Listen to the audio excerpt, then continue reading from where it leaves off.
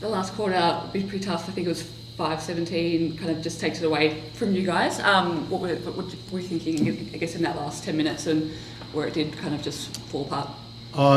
Look, Bendigo, out of their last timeout, really upped the pressure, and that's a big learning one for us, I think. We then got on the back foot.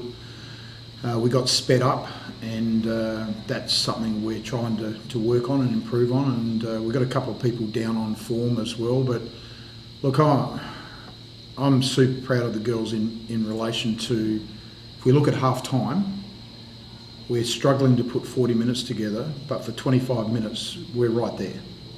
The score was 55 minutes into the third. Then we miss a butt-naked layup, and then there's a 6-point swing. So we're right there. Our inability to put 40 minutes together is challenging, but against a top three, the top best team in the league. And I think we're getting a lot of learning into the group, but pretty disappointed the last quarter, but is what it is.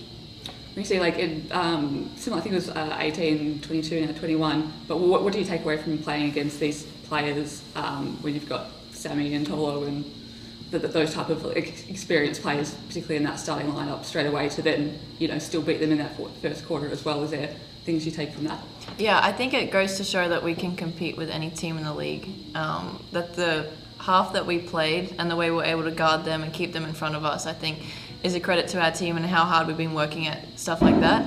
So I think it's a confidence booster in relation to we know we can do it, and now we just have to be able to execute 40 minutes, like Chris said. You mentioned a few times, I guess, some missed layups, but also just sometimes at the foul line, just missing some shots in some games.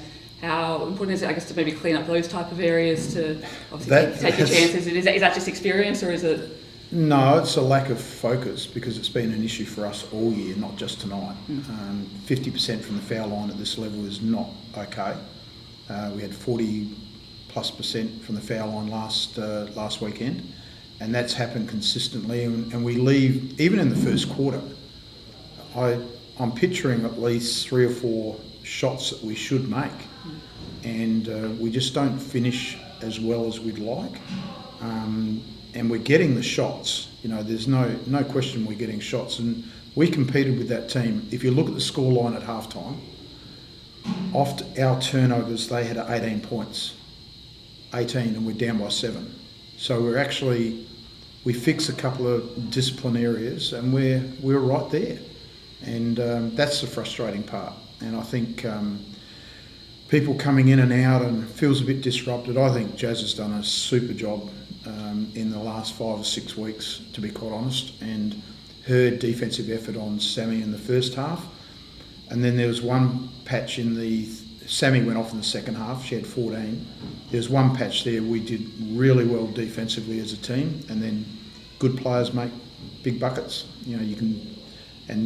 She really cranked it up in the second half. So I think we're getting minutes into our younger players. I've talked about that all year, but I just like our core right now, and if we can add the right pieces next year, we'll be okay. So is it like as simple as terms of it's as simple as you go and just get more shots at practice or anything, or is it more just looking in those games to get those shots? Is it? Well, that's the frustrating part. Yeah. We have days off, and these girls shoot the ball. They come in on days off and they shoot every day.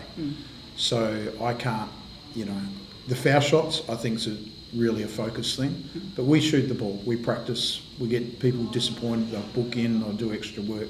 I'm not even concerned about that. I just think we need to be able to play through physicality better, and once we learn how to adapt to that, and the girls that are staying in Canberra staying in Geelong in the off season, they will improve, because we're going to put programs in place to continue that improvement.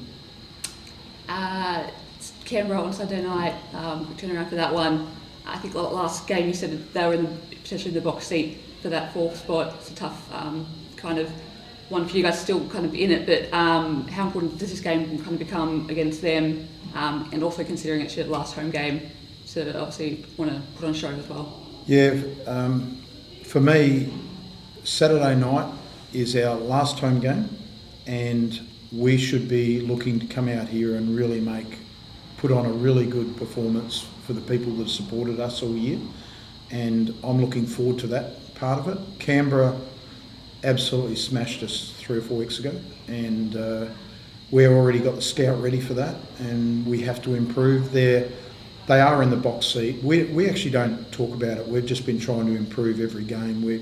We're a chance. It's almost really strange. I've been around for a long time in the league to be 6 wins and talking about finals. Like, you normally have to be minimum 11 wins to be in finals. So that 4th spot is going to be tough for any team that gets in there. But I think Canberra, they play Sydney twice, they stitch them up twice, they're going to get in. So, but we want to finish the season off strong and continue to improve in a couple of areas.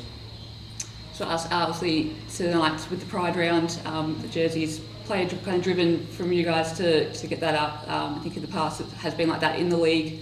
NBL having their Pride round starting tomorrow. Is that something that you guys want to see in future, like next year or in the coming future, that it goes across the league, and with this new ownership coming in, that potentially might happen as well? Yeah, I definitely think it's an unreal initiative, and I think it's really cool for Geelong being in the league for the first time, being able to put on this Pride round and be the only team to wear the rainbow colours. So I think it's pretty special that we were able to do that. Hopefully it filters across the whole league and we can have everyone supporting and advocating for this such important round. I mean, this initiative is huge for the WNBL, and it's an exciting time if we can all get on board too. I guess you've been in the league for a long time. What would you say to that in terms of seeing this come? This initiative is fantastic for women's sport, and I think that for Geelong to put their hand up and put this in place is just a super effort. And I think there's a real program is going to grow here over time, and I think being the first year, we've got some terrific things in place, and this initiative is fantastic. Just sort of back to that, I'm sorry, just how proud are you of the group in terms of that it was driven by yourselves, your teammates, to obviously want to step up and do that for themselves? Yeah, I think it's pretty cool also with the WNBL advancing and getting more viewership and everything. I think it's really cool for our players and our club to be on the front foot and be able to support and advocate for certain things. And it's bigger than basketball, so to be able to use our platform and be able to use this space to advocate for other things is really special. And it's pretty cool to be a part of Geelong in this community because they are passionate about certain things outside of basketball. Thank you. Thank you. Thanks. Thanks, guys.